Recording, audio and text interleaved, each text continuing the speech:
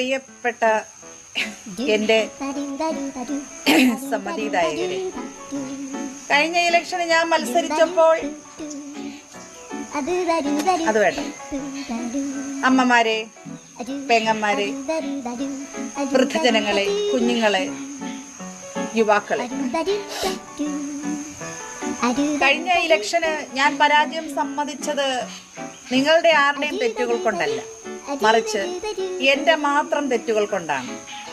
കാരണം എൻ്റെ ചിഹ്നം പൊട്ടായിരുന്നു.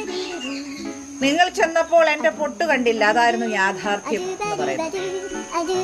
അപ്പോ ഈ വർഷം എന്നെ വമ്പിച്ച ഭൂരിപക്ഷത്തോടുകൂടി വിജയിപ്പിക്കണം എന്ന് ഞാൻ അഭ്യർത്ഥിക്കുകയാണ്. നീ കൈയടിക്കരുത്.